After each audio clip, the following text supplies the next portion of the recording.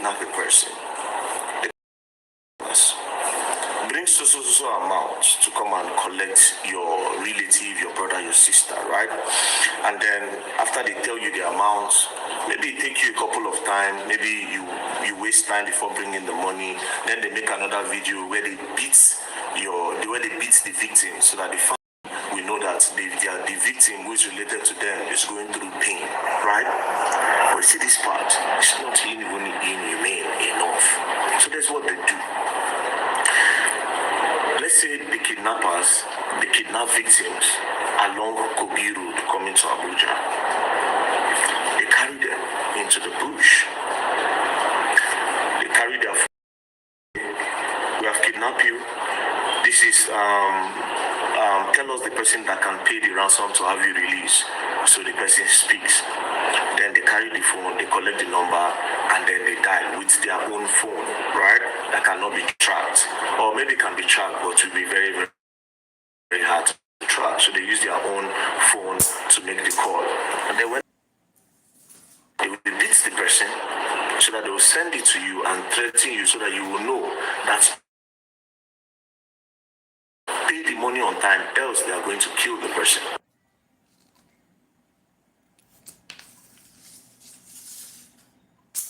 But this is the inhumane part. When it gets to this point and you don't have the money, do you know what they do?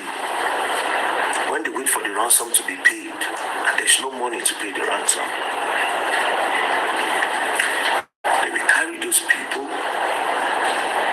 they will sell all of them to another group of kidnappers.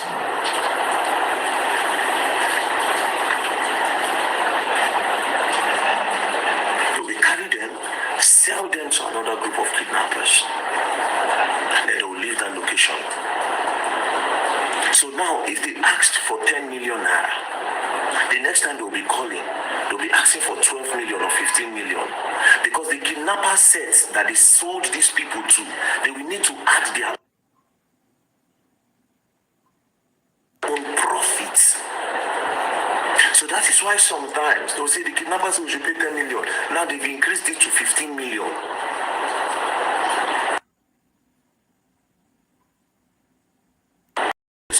It is because the power don't change hand. There's a new organ. Then you hear story of, okay, the kidnapper will say, you hear the victim's family will say,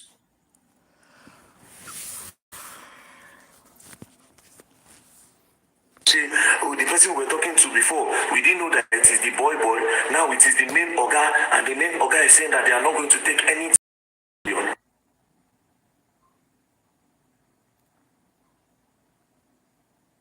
Against the 10 million that they asked before. Now, this other set again, if you delay, they will not give the history.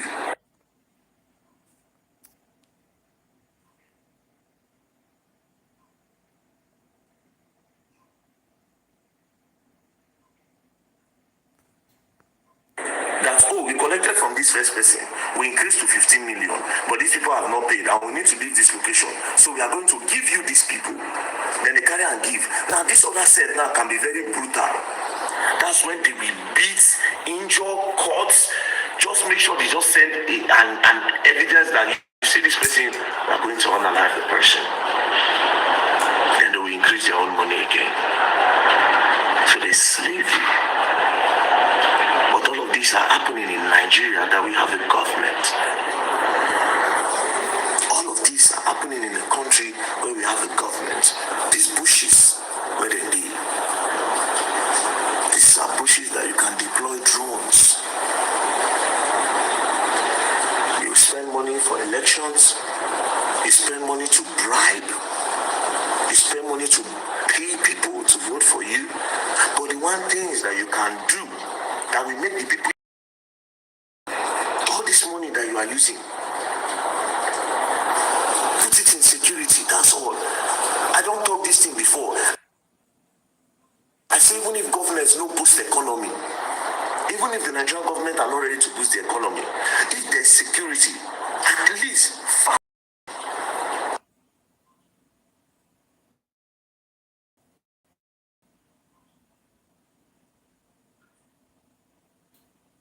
With their farm produce, they can help with the economy by exporting foods to maybe Ghana and other West African countries. And even exporting abroad.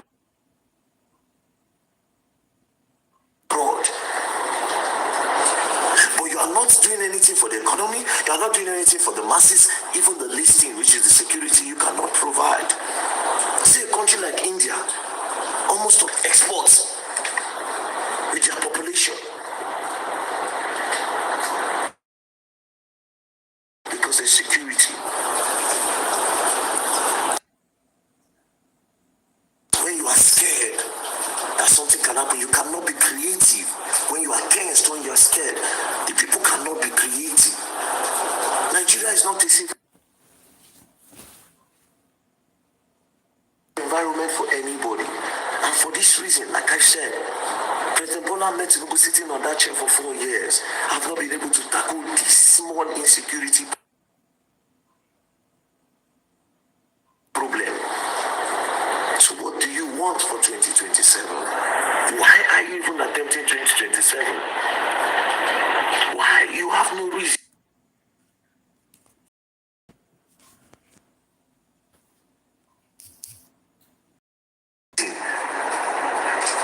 And again, council, some emphasis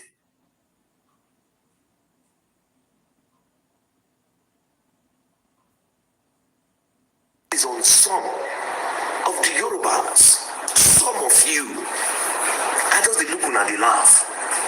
The reason why you are saying they forget everything. Say Tinubu is working. This is you are turning blind eyes to the insecurity of the country because Tinubu is a Yoruba man. See, understand though. Tinubu go leave power. He go leave power. Then another tribe or another ethnic group go come enter. You see how the destruction will continue for a long time. Because the other people that will enter now, they've learned from you. Then it becomes a case where they say they defend their own now. We will not go defend our own. The time when Yoruba man did here, when I don't turn blind eye.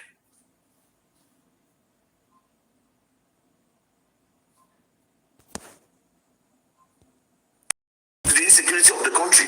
Did you not turn blind eyes to the poor living of the people? Then it becomes a long-term thing.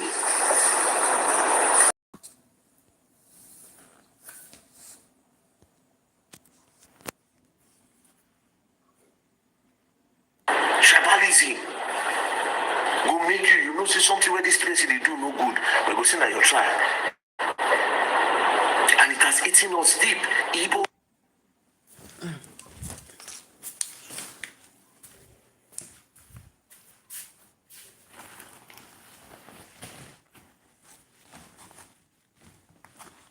Yorubas, especially outside people own a religion.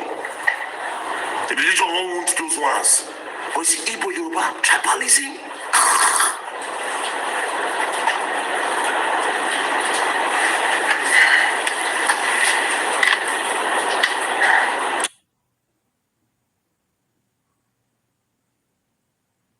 Well, I mentioned Tinubu 2027 will be a joke. That's all I can say. It will be a very big joke. It will be the disaster of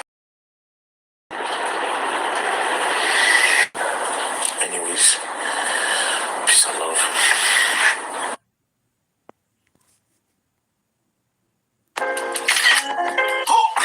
We're closed today. Please leave immediately. Wait, what are you doing? You work for Temu, don't you? You scammers.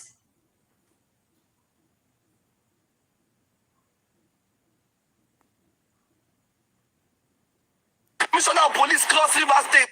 The attention of the governor of Cross River State. In any way, I'm not involved myself in any crime. Everything I'm doing, I do it in accordance to the law. Right now, and I am seeing a threat to my life. I don't know this person, but they are threatening my life. His name is Orok. That's his name, that's his number. In an APC group. Threatening me for nothing. The only thing I did was to go outside to create awareness on INEC and the ongoing insecurities in the country. And this is what I'm getting. I'm just saying, if anything happens to me, they should hold this APC group and this said corrupt person. That's his number. They should hold them responsible. I've done nothing wrong. I've not committed any offense. I have not involved myself in anything that has to do with crime. If anything happens to me, please, these are the people you hold responsible. If you want to play your politics, play your state politics. My problem is with the ongoing insecurity going on in the country. And as a concerned citizen, I'm using my voice with other Nigerians, millions of Nigerians. Even I don't hear say, now like this we go, whether police come pick me or so, please hold them responsible. And I've been seeing some strange calls in my phone. If anything happens to me, hold this said or corrupt and his phone number, hold them responsible. Because I cannot be in a state where I know I've not committed, I've been contributing to this state. The governor of Cross River State, you are my friend. Please, the commissioner of police Cross River State, if anything, I just they call your attention. I don't know the plan of these people. They might be working with some people that I don't know. This number, may they call the number as I'm waiting, I do now. No, now let me know where I don't involve myself for protest when it be like say don't destroy things or don't affect the state negatively. Let me know. Just in case tomorrow when I hear say them pick Koboko for this or that. These are the people behind it. Immediately they make you an appointee to all these government people. You people become slaves. Slaves. Suddenly una mouth don't seal. Una know they talk. If anything happens to me, these are the people they should hold. I don't know him. I don't know this APC said group. I don't know the group. I'm just calling your attention to this. Thank you. Which way Nigerians, when the youth are trying to speak up against the insecurity, trying to create awareness, sensitizing people, telling them to go get their PVC. This is what our political leaders are doing. They are sending threats to anyone that have decided to speak about the insecurity or that have decided to enlighten women, men, those in the interior villages about what is going, sensitizing them not to sell their vote. This is what they are doing. All right, so Livinus also have been released, but there's a problem. Now, this is the message that Livinus also sends to me after his release. He said, "Boss, good evening from here. They have granted me bail. I am home now. Thank you very much. I am grateful. Boss, these people forcefully took your number from me and asked me not to tell you. They arrest me, but now your matter then just they ask me. Even Tunde Ednor, but thank God I did not save his number as Mazi Tunde. They ask how often we talk and when you will come back. They ask if you are the one that instructed me to go on the campaign of Renewed Mind. These people are just trying to get any available information about you. One big boss there, that is a woman, said next time they will carry me, I won't come out. They first said I am sleeping with someone's wife, and after checking my phone, they said that's not the main reason of my arrest, that I am inciting the public against government. They forced me to write undertaking that I will not print any banner showing the killings in the nation or post it on my page. When I questioned them, they hit me. They asked me to make a video that I willingly write undertaking, and they have renewed my own mind to see reason why what I am sharing is bad. So, first things first, DSS. You don't need to go to do all of this to harass my people, because you want to get to me. Simple. This is the day I'm coming to Nigeria. This is my flight itinerary. I fly from Guangzhou to Istanbul. There's a layover. I stay in Istanbul, and on the 10th, my flight is on the night. On the 10th, I arrive Abuja. So when I come to Abuja, you people can make your arrest. But moving on, please, Nigerians. If I come to Nigeria today and you see they arrest me, don't pay attention to the arrest. Continue. People must get their PVC. People must get their PVC. That's the main focus. Don't let anybody distract you. This is meant to be a distraction. Don't let even very dark man like this. If they beat me, say they want no problem. Focus on the sensitization that is going on. I called the Venus and then I asked the Venus, I said, what's really happened? Like what else? He said that they even brought a piece of paper and told him that he should write my name, write Tunde Ednor's name, that we are all in it together. That we are all in it together. DSS, we don't need to do all of this. The truth is in the open. President Bola Ahmed Tinubu is not capable of taking Nigerians to the next level. Nobody is putting a propaganda out there. Nobody is putting a narrative out there. The evidence is in the eyes of the masses. It's in the eyes of the people. Up till now as you're speaking, today making it the 16th day. 16 days of our children in the bush, 45 children in the bush with kidnappers, 45. Today making it 15 days. They took 45 students in Oyo State, including their teachers, 7 of them, which they beheaded one. Today making it 16 days. You don't have DSS to go into the bush and rescue them, but you have DSS to go around harassing people. You have DSS to go around harassing people. The message is clear. President Bola Ahmed Tinubu should resign or should step down. He's not competent. He's a failure. He has failed Nigerians. He has failed the Nigerian people. Our children are no longer safe to go to school because they might kidnap them. Teachers are not safe. Farmers are not safe. You have failed to provide security for the people. You should step down. You don't have what it takes to move us to the next level. It's not hard. The evidence are there. Nobody is doing the propaganda. We did talk this thing yesterday for Oyo State. In Oyo State, they don't go again. That same Oyo, they've gone to immigration office to go and shoot. Former Minister of Power now, I'm seeing the news that they've kidnapped his nephews. That they kidnapped twins, the twins children of his sister. Former minister under APC. He just left office about 4 months, maybe 5 months ago. President Bola Ahmed Tinubu is incompetent. So DSS, if people are doing his bidding, understand that this is not a propaganda or a narrative. No, there's no agenda. It's fact. Even in your office, if I come today, you carry me, I will still tell you face to face. There's no two ways about it. This one, I don't be say anything. And mind you, I'm not going to run a day. I don't know whether if you do this one, maybe I go fear to come back to Nigeria. Man, I'm coming back. I'm coming back once I finish. Once I finish, I sign with the Chinese people when I do deal with. Once I just finish, don't come back. So I'm scheduled to finish with them maybe on the 6th, on the 7th or on the 8th. We prepare everything. Then I come back. That's what is keeping me here, nothing more. And I don't come here before these whole things they happen. If not, normally for don't mount everywhere. When I go don't not be say this thing. Bring back those children. You can go around, see the way you people went to go and pick Livinus. Go into the bush and pick those children out. It's a shame. When they write to them nothing, like my name, I see my very dark man. Okay, it's very dark man, I'm sending you people. Okay, tell us what you people are talking about. Tell us. I was ashamed when I was talking to Livinus this morning. I was ashamed. And he was explaining everything to me. I was ashamed. That how did our government, how did DSS before are people that, bro, before you see DSS, the prestige of DSS have gone down. DSS have turned to mere bodyguards. They don't turn DSS to mumu for Nigeria. DSS have been reduced to nothing. They know, even the president of that know. One of my bros and DSS before, my hand that is gone. That was the fights. DSS have been reduced to nothing. You will never know until they tell you. These people move in silence. Back in the day, DSS for don't go cycles, go bring these people out. DSS have been reduced to nothing. See what you are doing, going around to harass people that are preaching that people should vote. Like I said, you will record the highest voter registration in the history of Nigeria at this time because the people are tired. You're already trying to read for Tinubu, so what are you scared of?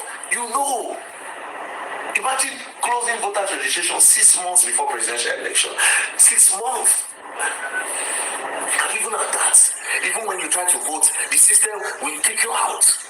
And now I'm also hearing, I saw it on Twitter somewhere, one page. I saw it somewhere where they said some people that have registered voters, some people registered and they've been deleted from the portal. That's INEC with deleting people from portals. People are going to learn new thing and I will learn on the hard way. So guys, do want to subscribe to our YouTube channel and also tell me what you think about the insecurity ongoing and the threats that government are dishing out to every activist, every youth that has decided to speak, especially those that are going into interior villages, sensitizing our fathers, our mothers that do not have access to the internet, because a lot of Nigerians are still there that do not see what is ongoing in other states, that do not see what is ongoing on media. You get, so These activists have decided to go into these villages, show them. They even go as far as printing banners, printing flyers, sharing it to them, entering into markets, because these are the common people that this government used. Now that they are now threatening these activists, what is the next solution? What do you think Nigerians need to do to avoid 2027 wahala? Do well to subscribe and share your opinion with me down in the comment section.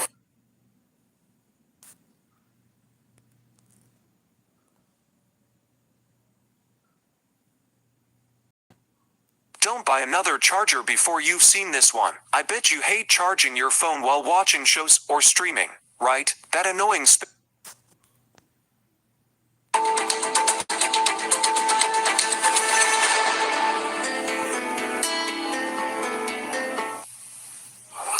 Now, a school is supposed to be a place of learning, safety, and hope, where parents send their children with confidence that they'll return home at the end of the day. But in parts of Nigeria today, that assumption can no longer be taken for granted.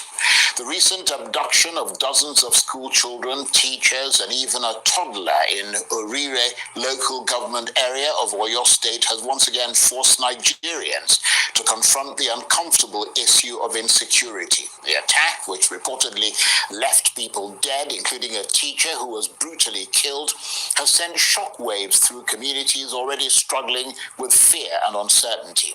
The Senate has condemned the incident and called for urgent action, including stronger protection for schools and vulnerable communities.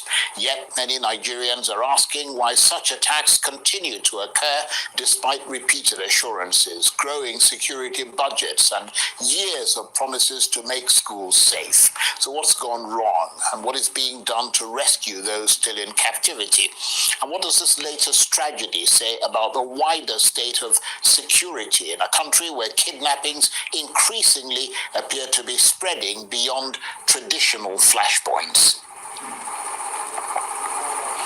Well, for his assessment, I'm joined now in the studio by the senator representing Oyo North, the constituency where some of these devastating attacks occurred, Senator Abdul Fatai Buhari. Senator, thank you very much indeed for coming in. Thank you very much. And you have our sympathies. Thank you. It must be an exceedingly difficult time for you. Yes, you're right. How have you been coping? Well, tough, but thank God we are hanging in. Mine is better. The people that are really suffering are the families. Indeed, but you have to be there for them. Yes. So that must be a strain on you as well. That's true. 46 children, Yeah. 4 teachers, 4 teachers, and even a toddler. 2 were years old. reportedly abducted in your constituency. I mean, as we speak tonight, what is the latest information you can share about their whereabouts and the efforts to secure their release? They are still with them, but the federal government and the state government are in touch with them. But the details, they won't release it to anybody. It's only the security people that know that something is going to happen soon. Just like 2 days or 3 days ago, I was with the family and giving them reassurance. In fact, just this morning, people were just calling me left, right, center that they've released them or they've released them. I was also confused because despite that I spoke with the LSCLA yesterday, he didn't tell me anything like that. So this morning, waking up, so I quickly called the man that, is it true? He now asked me that, Senator, I should ask you. And I said, okay, don't worry, I was just trying to reconfirm so that maybe I'm missing something up. But the federal government is on top of it. Right. Well, I mean, you've appealed for restraint and you warned against politicizing the tragedy. I mean, but many parents watching tonight might say that this goes beyond politics. This is about protecting children. What assurances can you give them that everything possible is being done? Well, the assurance is that when we were there, when the federal government delegation came, we went to see all the families, including the one that were brutally murdered. The lady, her age is between 45 to 50. we were able to console her. You know, that's when there's nothing we can do again. What do you say to someone like that? I mean, this is a horror movie. It's horror. The worst part of it is that it's not a movie, it's reality. It's reality. It's the truth. So we just appealed to her, and then she was begging that even if we can get her the corpse of the husband, which is an equivalent task. Now, we don't even know whether they bury him or they've thrown it away or anything. We don't know. But all what we did that day was that to reassure her that whatever the government can do, and some of us that are lahazing will be able to do the best we can for her. The only thing we did that day was to comfort her and give them reassurance of what the government is trying to do, particularly those of them that are still in captivity, the teachers and then the school children. What does the sheer brutality of that killing tell us about the nature of the groups that are operating in your senatorial district? I didn't see them. I didn't see them. I know you didn't see them, but what does that tell you? Because obviously there must, the whole way of tracking is intelligence gathering, and you've got to get some background on who they are and what they're doing. You see, the forest move along almost 7 states. Right. Oyo, Kwara, Niger, Kebbi, Sokoto, up to. And then we're sharing border with Benin Republic and Niger. So in most cases, all these people, they come in, go into that forest, and then the forest is very, very, very thick. It's very thick. No beginning, no end. But the saddest aspect of it is that the moment they don't stay in one place, they'll be moving, they'll be moving. So tracking them again becomes very, very difficult. So in your assessment, this represents or does not represent a catastrophic failure of security? Well, no.